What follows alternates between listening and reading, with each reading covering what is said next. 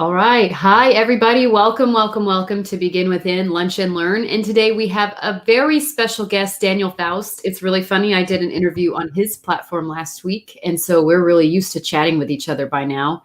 And we have a super special topic to discuss today, finding self-growth from the bedroom to the boardroom. And so, Daniel, I would love it if you gave our audience a few minutes, give your background, tell us all about what you do and the work that you do. And then also, audience, if you're here watching us live, drop a comment, say hello, likes, loves, let us know you're here.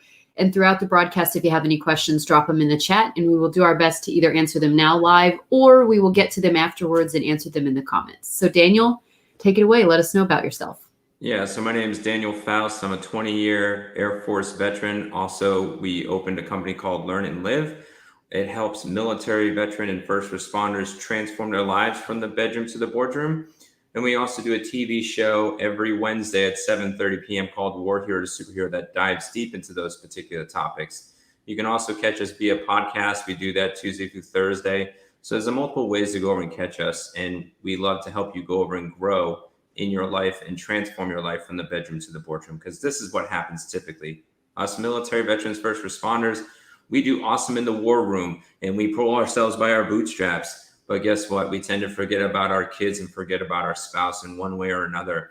And when one thing happens, other things happen. So as the bedroom goes over and gets squirrely, then the living room does, and then the boardroom does too. So we want you to have holistic, good life through those particular realms from the bedroom to the boardroom. So we might be diving deep into places that you might not be ready and comfortable for, but it does affect every room, just so you know.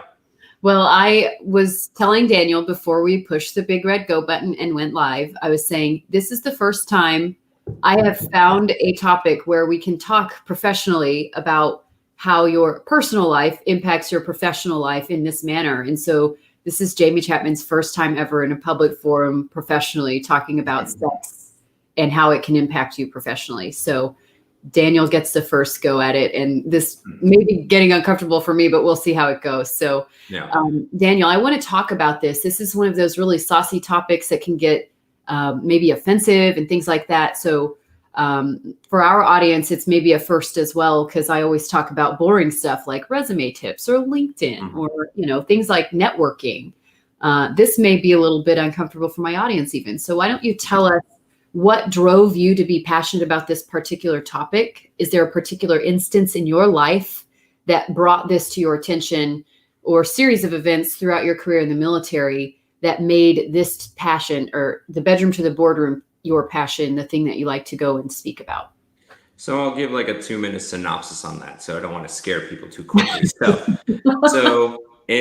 So I was born in 81 and had mom, dad, brother, sister, and whatnot. And from 8 to 14, my parents were wrestling with a divorce. I knew this was going to happen.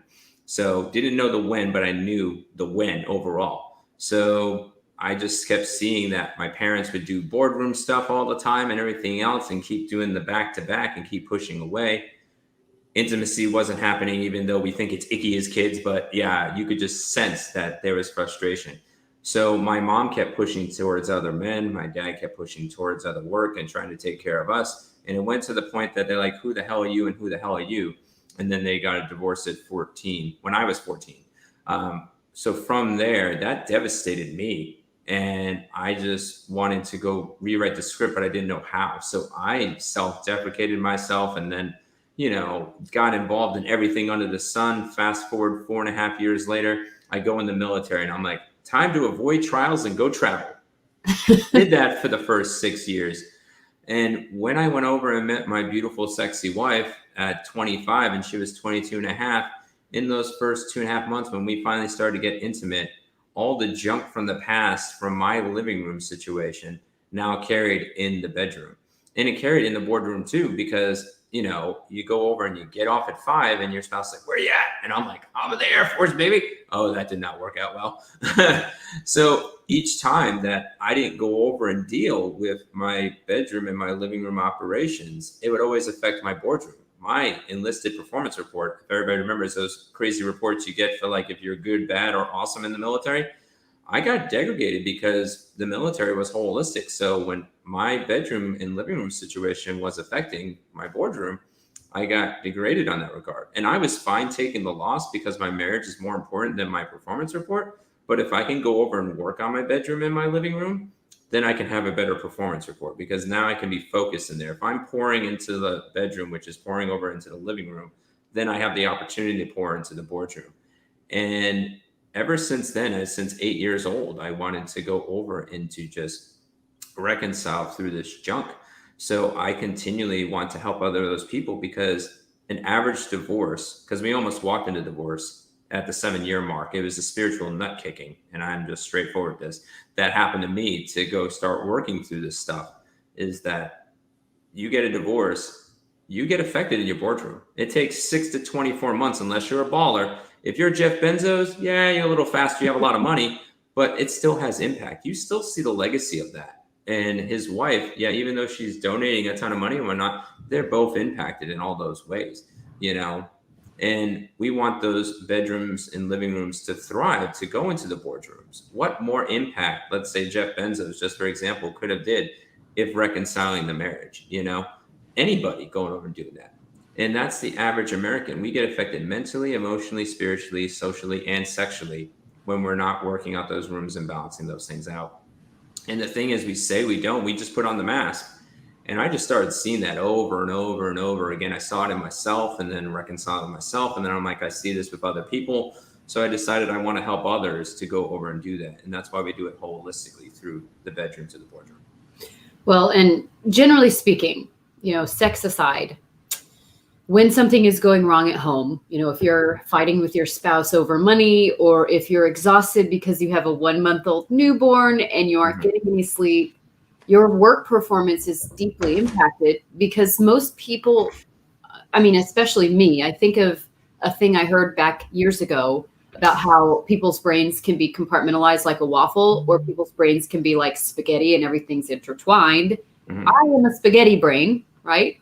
If something is going wrong and I'm tired and exhausted from having my newborn, it makes me cranky the next day. And then I don't feel motivated to do anything to get work done. And so if one little element of my life, holistically speaking, is going wrong, if my sex life is terrible because I just had a newborn a month ago, things go wrong everywhere. And it's like my whole life turns into chaos. And not to mention, sex is a huge stress reliever. And so if something is going wrong at work, you can leverage that at home too and make things a little bit better. So that way you're overall doing better in all areas of your life. Yeah, there's a medical formula. There's dopamine, oxytocin, serotonin, epinephrine, the dose. You get a good dose, you're doing well. And sex has that great opportunity to go over and doing that. It's not just a physical act, there's also intimacy in that factor. If you're mentally, emotionally, spiritually, and sexually connected in the bedroom, then that outpours into your family life. Like you, even when your kids do something good or bad, you can take it better because now you're more mentally, emotionally, spiritually, sexually healthy. And that's the same thing at work. If anybody's ever been on deployment, you see the rage kick in after about 3 weeks, if you know what I mean. It's like everybody's all happy at first. In a sense, it sucks, but they're happier. But then as you see go along, or even when you're in Korea, it's mentor time. Everybody's getting happy, and it's because that intimacy connects you in those many different ways. And it keeps us now grounded in our living room and in our boardroom. And sometimes the most inspirational things can come out of those opportunities as you have intimacy with your partner. Some people have created businesses like after instead of smoking a cigar, we're on our iPhones now going over and trying to figure out stuff, right? So that's at least one way I go over and see that it's fruitful in that regard. Well, and when we're talking generally about intimacy and vulnerability, stuff surfaces even in talking about difficult subjects, right? Right now, we've got a lot going on in our country. We've got this Black Lives Matter movement. And it's a really uncomfortable thing to talk about this. And that's why I think part of the reason this is surfaced in such a negative way is because it's difficult to communicate about. And so we just shove it down. And now, when you shove your emotions down long enough, the bottle top eventually explodes off and everything goes crazy. So things happen when you push it to the back burner and don't address it. And these uncomfortable topics to discuss, if things are going wrong financially in the bedroom, things are going wrong at work, and it's stuff you can't talk about with vulnerability, utilizing sort of intimacy in your personal life, right? Mm-hmm. Stuff goes bad. And until you address that thorn in your side, everything starts to go wrong eventually, because it's just, a time bomb waiting to explode. So tell me why you think the bedroom is one of the most important places to start when you're looking to focus on your overall growth. I think it's the most important because if you can't be intimate in that sort of space, it's going to be harder, because now you have geographical distance, you have emotional distance, you have social distance, you have all those types of distances. So if you can't resolve stuff there, it's going to overflow. The positive is going to overflow from those rooms, and the negative is going to overflow from those rooms. Typically, if we have a problem at work, it's a lot easier because we usually come home and we have that safe place to go over and to vent and to go over and be vulnerable and actually say the words and the thoughts and the feelings that we have.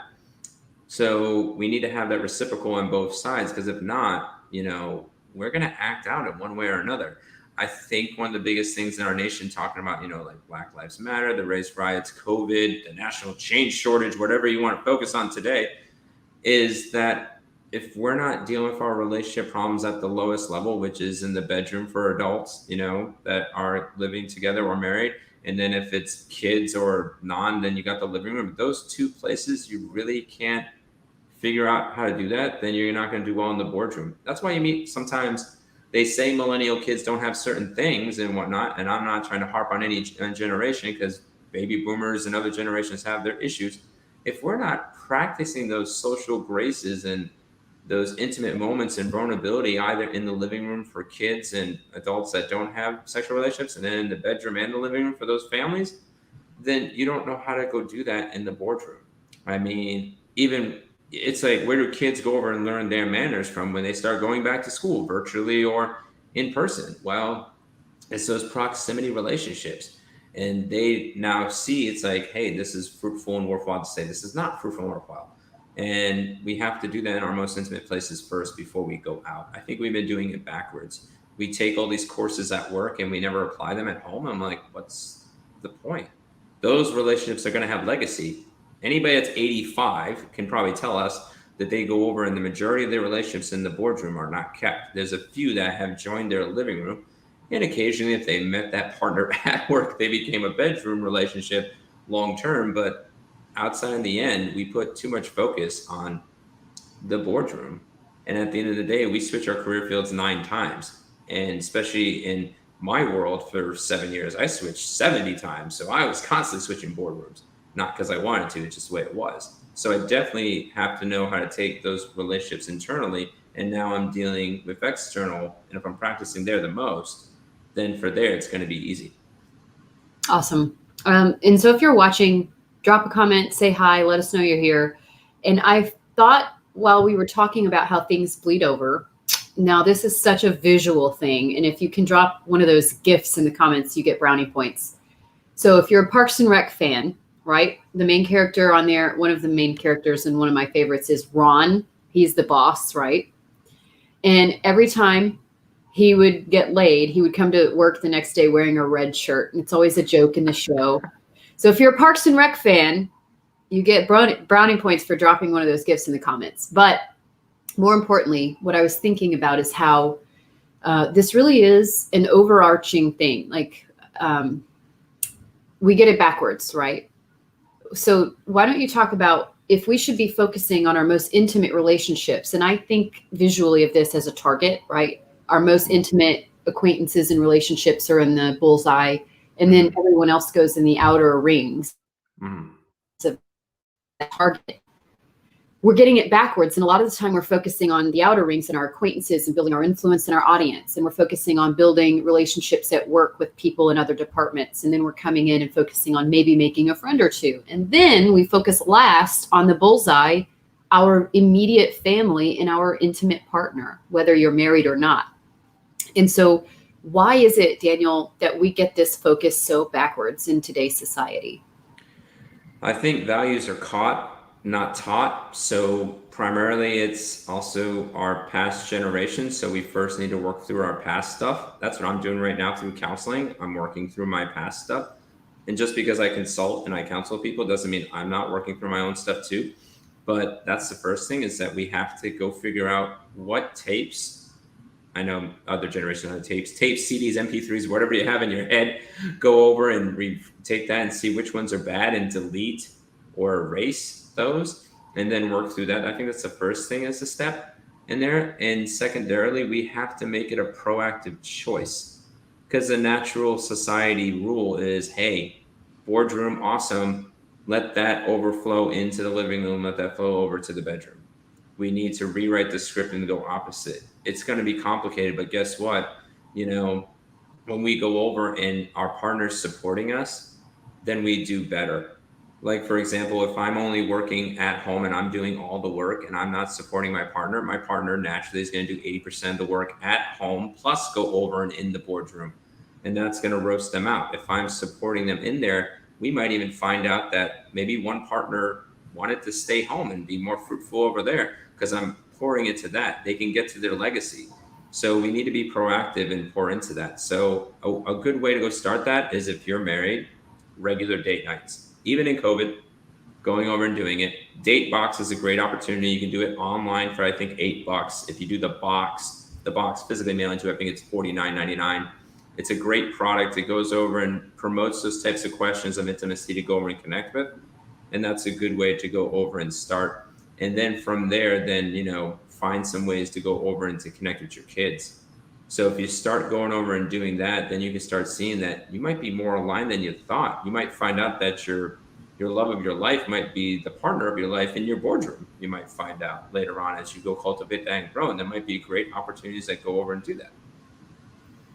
I think there are some really fun activities that you can do. Sometimes we get so busy in our marriage and our work and everything that we don't even talk to each other. It's like you're in the room and you're talking like this past each other. Mm-hmm. I played the game, it's goofy, right? Table Topics with my husband one time. And I learned what a big, huge nerd he was, right? I've got this Hua Army super soldier as a husband, and he comes home and we always talk like this about work. And I don't know half the crap he's talking about. He doesn't know half the crap I'm talking about. And it's like, sometimes you've been married for a number of years and you forget about your spouse's personality even. And that's something that's just basically, we're raising kids and we're working full time. And we just kind of forgot about who we are as people. So there's kinds of things like that you can do that are so simple and easy. And they're not necessarily sex or intimacy and being vulnerable. It's just plain communicating and being yourselves around each other. But it's about being present and with your spouse, right?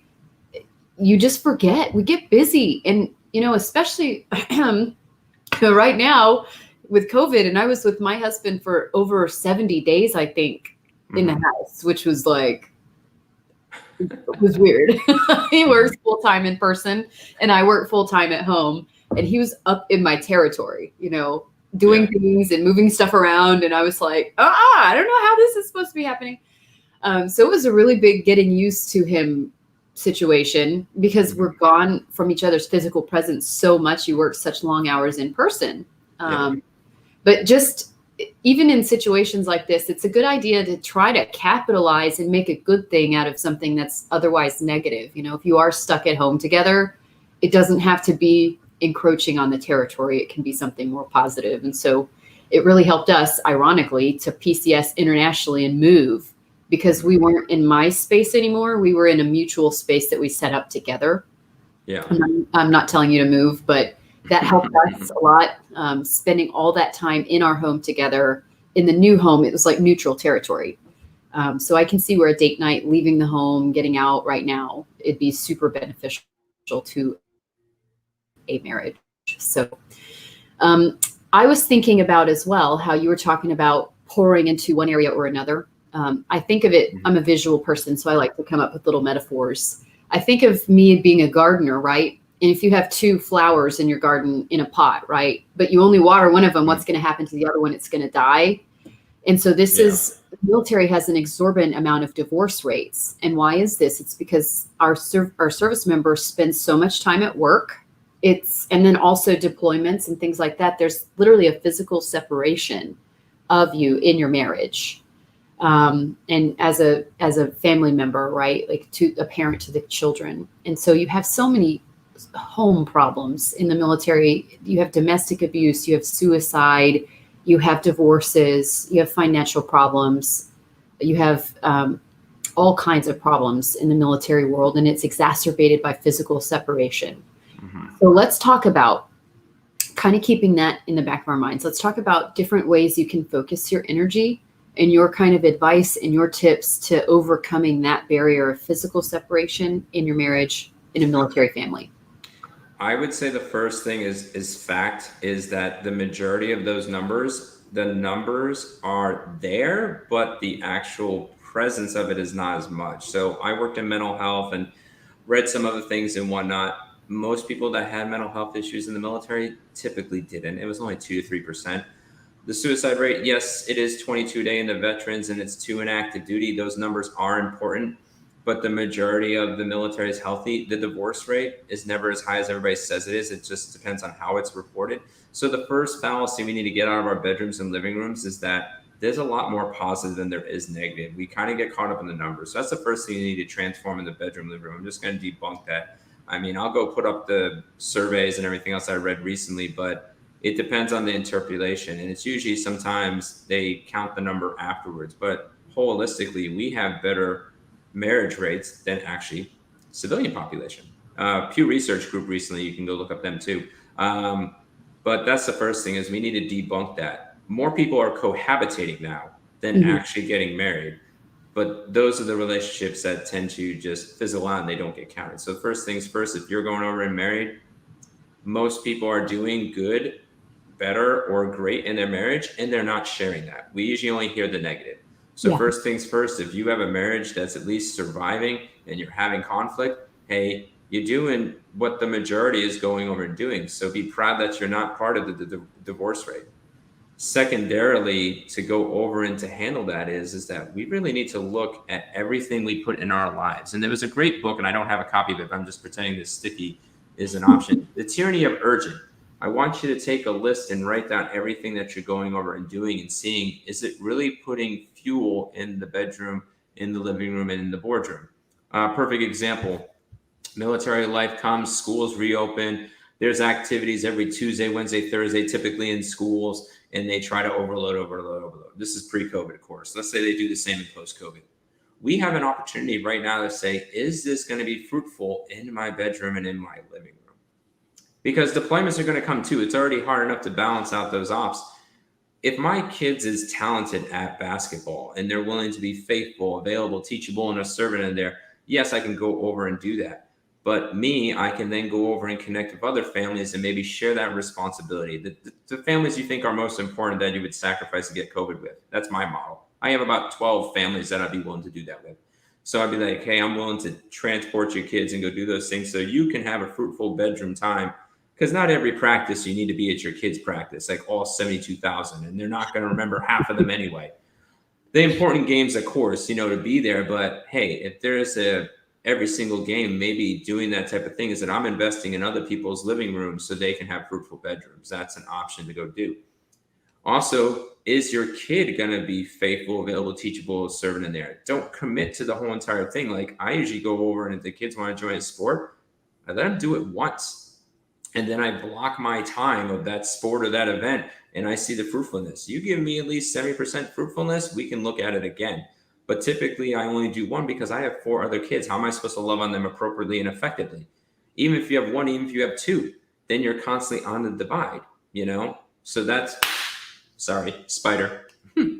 So we get live spiders in here. All right. So from there, it's just going over and looking at the same thing in the bedroom. Am I preventing or making things not happen? If I'm staying up every night playing video games or on the social media or anything else, is that really building the marriage? I usually ask my wife, I said, hey, Wednesday nights I play virtual reality. Is that okay with you? And I ask every Wednesday, even though she's like, I'm fine, holistic overall. A marriage is a fluid thing. And I think a woman is a flower too. So I got to cultivate, her specifically. So I'm like, I'm going to go over and say, she's like, and I built that transactional trust with her. So that's another way. And then seeing also what activities you can also go over and share and cultivate in there.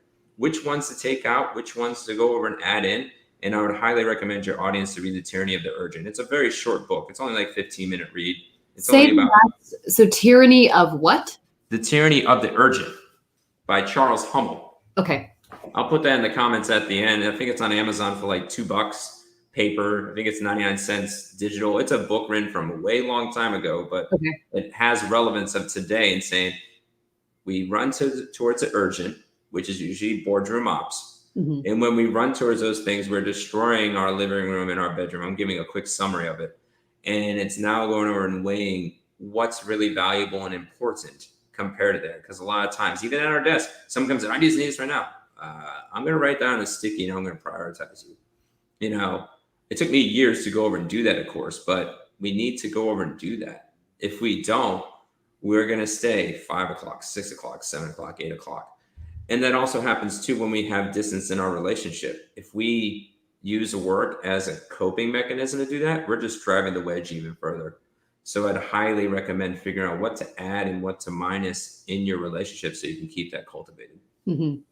I've heard of couples that actually schedule time for that, right? So what is your perspective on, you know, if we're trying to prioritize something at work, we stick it on the calendar and we execute it. What is your perspective on doing that in your marriage? Does that make it too transactional and like remove the fun and make it less spontaneous? Or what do you think about scheduling your romantic time? When we were first dating, any couple dating, you were like on like Donkey Kong. It'd be like 3 o'clock in the morning. Let's go 17 times. It's like, but then when you go over and you get married and that love is now going from a physical, sexual eros type love to more of an agape, unconditional marital type love, it's kind of fruitful to go over and do that long term. Because if we wait until we're both in the mood, all the joints are working, the mood light is light, all those types of things, I'm a broken young old man. And if I wait until everything is that you didn't pursue me and I didn't pursue you, and oh, your temperature's up, your basal temperature's up 5 degrees, whatever it is. And if you try to, I mean, when you're trying to have a baby, that's one thing. But outside of that, it's weird at first, but over time, then it can become anticipation and then planning that type of thing. And then you are putting focused energy on there. It's kind of like doing a creative marketing meeting. It sucks at first, but then, you know, once you get into it, you're like, realizes that, or you go to those classes you don't want to go to that are scheduled, and then you go into it and then you see the teacher's fun and exciting.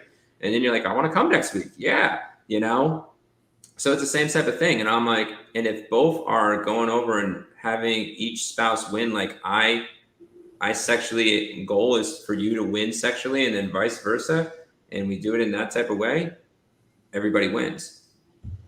Nice. So you're kind of pro scheduling out your romantic life. If I give freedom on it too. It's just like, you know, my wife's still kind of, but the thing is that you got to work with both partners. Like if spontaneous is fine, or at least the goal, maybe it's not like a day, maybe it's not Wednesday at 10:30, ha ha ha. Maybe it's like, let's treat it as a goal. Let's at least intimately connect 2 times a week. And if you get towards the weekend, you're like, oh, sorry, you got to catch up. Come on. I mean, you know, you got to have both partners to go over and agree, but it is relational. You know, it's like, hey, you just had a baby, you go get surgery, those types of things. Hey, you know, a tornado hit our house yesterday. It's not the right time. You know, it's not like, hey, it didn't rip us apart, our house. Let's go rip each other up. It just doesn't go over and work that way because everybody's different. But I would suggest that you both come together in what's comfortable. Is it a number? Is it a schedule? Is it time?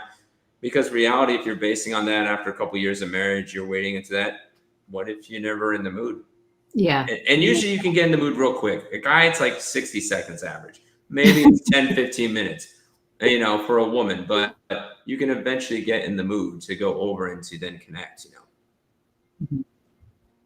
So what parents have a hard time sometimes, especially when you have little ones, that are just constantly begging for your time. So what advice do you have for parents in terms of, especially in COVID, when the childcare is limited and we're all on top of each other in the house. And so what advice do you have for parents? You have 4 children. um, to kind of have your own time together, push the children aside for a few minutes, because in my perspective, if mom and dad aren't happy, the kids aren't going to be happy either, because you're not pouring into your children. So what is your advice as a father of 4 and happily married man on having romance despite having all those kids running around? We do monthly anniversaries. That's one thing we do. We try to do weekly date nights. Let's just go different age brackets. So let's do your age bracket, 0 to 5. We build a structure for our kids. We need to build a structure with that in mind. So once the kids are napping and you got that done, and breastfeeding is kind of on a sort of schedule, that your kids need to become a secondary priority, because both parents, if you're both taking each other as a priority, you're both going to pour into that child. So for example, once they're regularly sleeping and whatnot, it's like, hey, all right, you're teaching them, it's like, hey, this is the time we go over and do. If you know there's a nap time that's best, then that's when you do that. But as the kids get older, from 0 to 5, it's structure. Like, hey, like our room, like right now, from the 5 to 12 age, because that's we're almost 13. We're like, most nights it's like, hey, after 8:30, unless we're doing a family night, it's shutdown time. You don't get to go raid the room or whatever. If you don't put it as a forefront and as a boundary, you're just going to go over and lose that intimacy. Even if it's not just sex, maybe it's just pillow talk, whatever it is that you put that boundary. When like my kids knock on the door, it's knock at the threshold once, and then you get permission to come in. So if it's not time and you raid, I'm going to go over and protect that boundary. And it has to be both on the front. Like, hey, mommy and daddy had intimacy time. You want to be creeped out? Come on in. I mean, especially when you get to the 5 to 12, they start getting creeped out. But I want them to understand that sex is a beautiful thing. It's not gross. It's not a god. It's a gift. But it's not a gift for anybody else except for you two. Mm-hmm. If you have faith, it's 3. It's you, spouse, and Jesus. But that's the most amount of people that are ever in a room, So in that particular regard, you got to keep it as a boundary, as a regular front. The younger kids, hey, set bedtime, set those types of things. If they're still in the crib, you got the safety, you got the baby monitors. When you get older and they go over and now it's a mouth monitor that you have to register, you have to put a boundary monitor in that particular regard. And you got to be consistent with it. If the wife or husband tends to go over and say situationally dealing like, oh, I feel Wednesday, I should kind of buckle because that's how I emotionally feel, or Saturday is this, if you don't keep it as a regular boundary, they'll go walk over you and then intimacy is taken away. I remember a woman one time, she was about in her 20s, and she had like an infant, and I'm not sure if she was married at the time, but she literally said, I can't even go to the bathroom. Like my day is from after I get off work, I am going until like 9 to get the child to bed. And I'm like, you're allowing your child then to be the parent at that point. Mm-hmm. And we kind of do that with intimacy because we think that is something, oh, that's negotiable. I'm not going to negotiate my bathroom operations, but my bedroom operations, I'll be negotiable with. If no one's going to walk on me in the bathroom, no one should be walking on me in the bedroom, So you got to put that boundary early.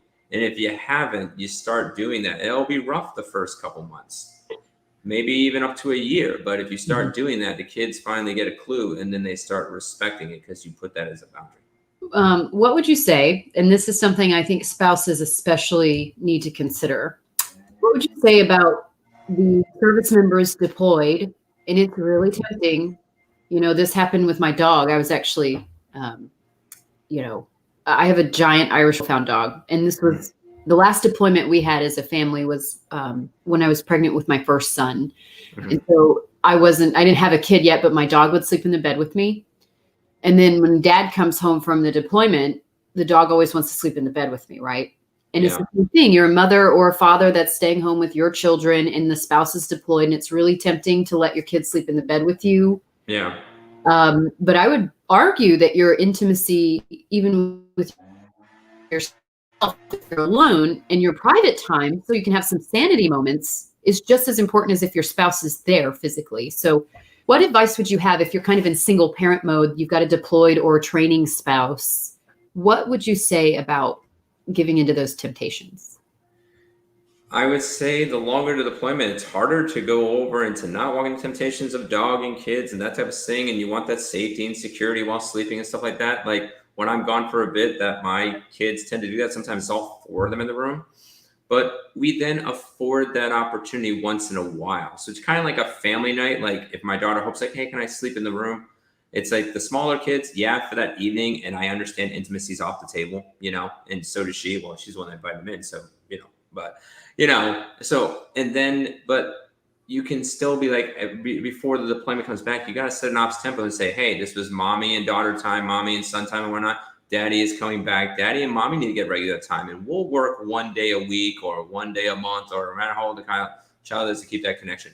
Dogs and cats, that's a little harder because, you taught them something behaviorally. A child is way more powerful than a cat and a dog behaviorally to adjust and adapt. So, I mean, you'd have to talk with your spouse and I think I would, with my dog or cat, just shut the door. But with the kids, they open the door and they come in, and so that's tempting. Like you want to give your child that love and whatever they're seeking at the time.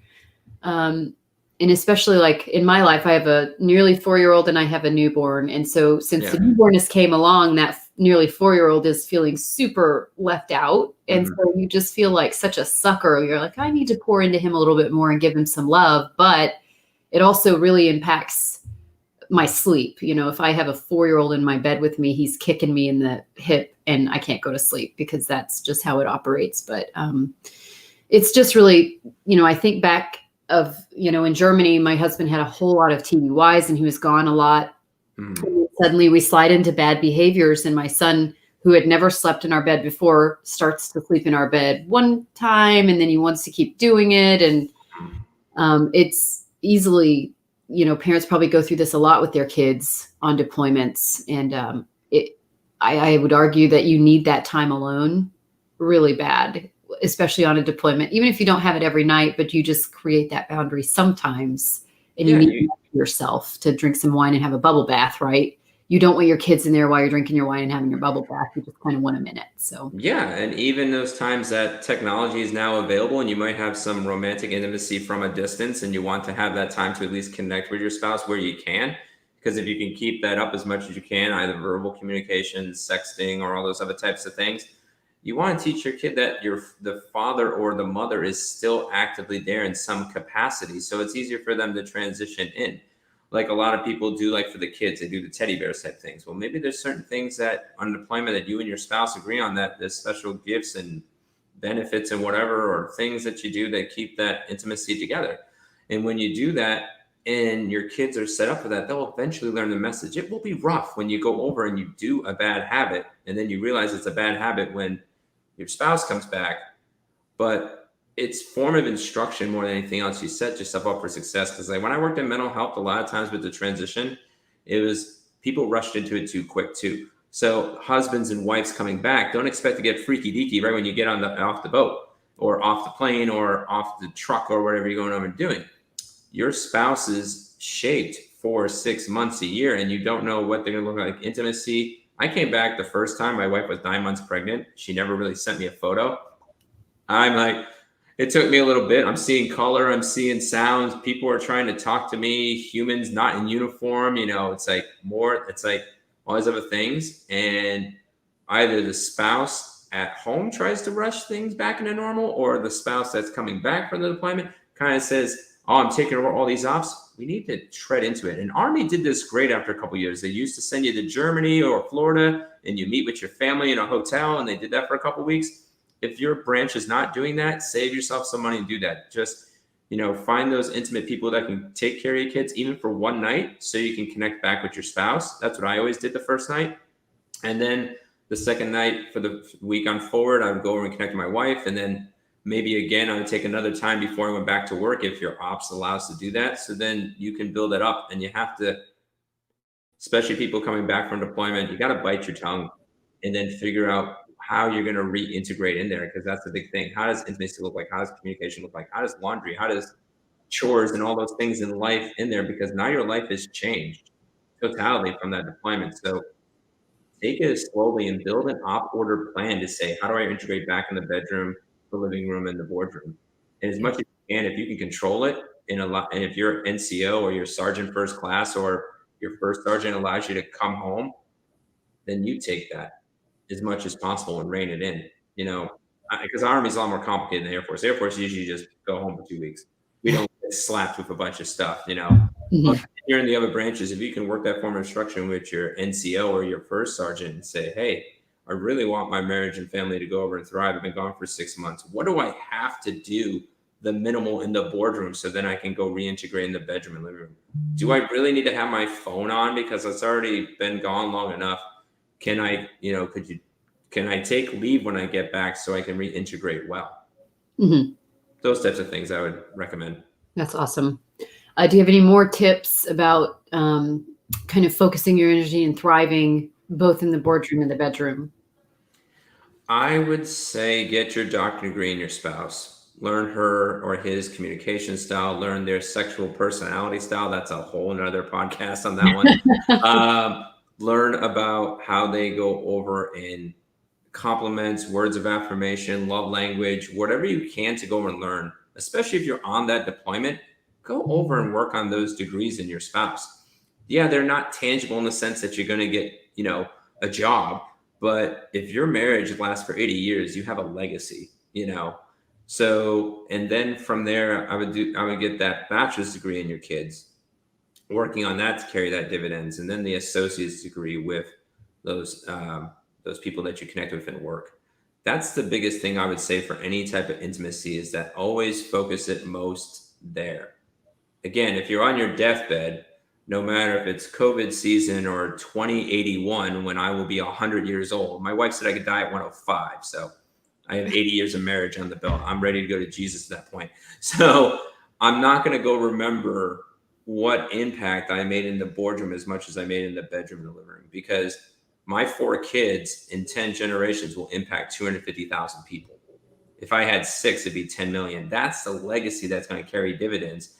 Then I had a Fortune 500 because we don't even remember Steve Jobs anymore. He ran Apple. We don't even think about him anymore. Maybe because I mentioned him today, but what? Even though he made Apple and everything else, what legacy did he go over and leave? Because 10 generations from now, if Apple's still here, it'll be on a tree. It won't be on a computer. Yeah. And then, I think of celebrities, families, right? And one really prominent example that's illustrates what you're talking about is the crocodile hunter, right? Uh, Mm-hmm. he died tragically, Mm-hmm. and his daughter is now carrying his legacy on, right? But Mm-hmm. his show wasn't so wildly popular that it kept going with a new host. It's his own family that's doing it, right? It's Mm-hmm. his first degree connections, those people that he's most intimate with, his family. So that's just something. You're right. I believe, gosh, I am the type of person, I remember all the words to the song, but I can't remember the name of the band. There was a nurse who worked with dying patients, and then she authored a book and wrote about the people's 5 regrets in life, their top 5 regrets, and kind of conglomerated this information into this book that I can't remember the name of, nor can I remember the name of the nurse. But basically, one thing people were saying was that they regretted pouring so much into work. One of the top 5 regrets of almost all the dying people she worked with was that they worked so much instead of focusing on their family. And it's really hard to stomach that as a working woman. I'm very proud of my advocation and what I do. Mm-hmm.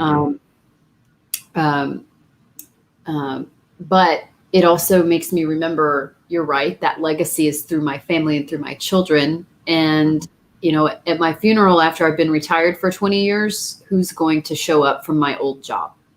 Oh Probably yeah. nobody, right? It's going to be all my family. I agree. I can give you a perfect example of that. Active duty, 12 years, worked in mental health. I trained the person that picked up the phone and did all the triaging and everything else. I literally called a month later, 30 days after I'm out of active duty service. And I called up to find somebody and I said, hey, is so-and-so? They're like, who's this? And I said, Sergeant Faust. They're like, who? I said, you don't remember me? They're like, who are you? I said, I trained you on the phone. You didn't even know how to pick up that dang thing. I was straightforward. In literally 30 days, the people that I trained before I left that started them up and rolling, gone. So, now that I've been out of active duty for 8 years, if I called like a gathering back, like a high school or like, whatever gathering, there might be one person that I might have made impact that remembers me 8 years from now. I want to make impact and legacy from the bedroom to the boardroom. But the thing is that it's going to carry more legacy, bedroom, living room, and then outpouring to boardroom. Because again, like you said, the crocodile guy, it's like, that would have bombed. And even if same thing as like, what's his name? Zig Ziglar, his business would have collapsed if it wasn't his family keeping it up there. And he did 3,000 free speaking events and he brings lots of wisdom and whatnot.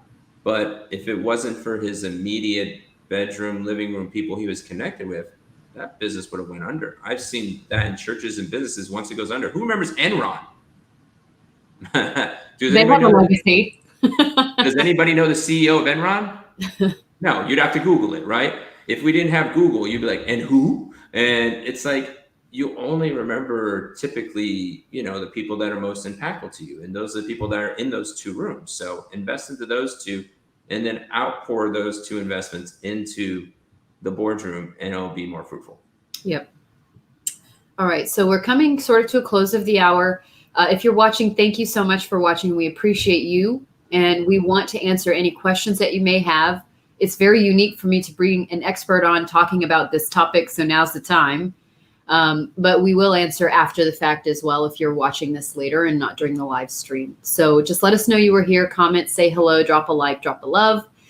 Daniel, is there anything coming up in your future, any events you want to promote or any last parting words that you want to give to our audience today?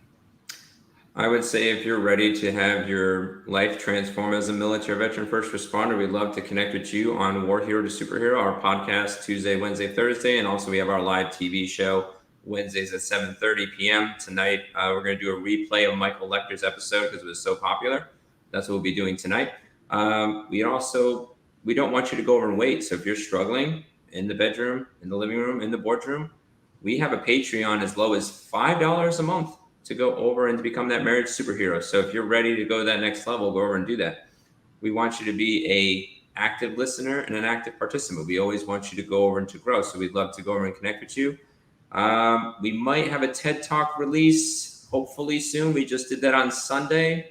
So we're waiting on that to be edited and everything else. If you're going to be in Fountain Hills in November, we'll do a live TED Talk. And I also am with the Live with Joy Summit. So if you want to go do the Live with Joy Summit and you're struggling with joy, that's coming up from now until it's up to 3 weeks. I'm not sure the day of the recording yet, but I just did that last night. So if there's any way you want to connect with us, you can. And if not, just find Daniel Faust and just text me. Every veteran, military, and first responder gets 20 minutes free. So if you need that time, hey, you can glean off the wisdom and take the good and then chuck out the bad because I am human. So. All right. Awesome. Well, I appreciate you so much, Daniel. Thank you. Thank you for watching, and we will see you again next week. Awesome. Thank you.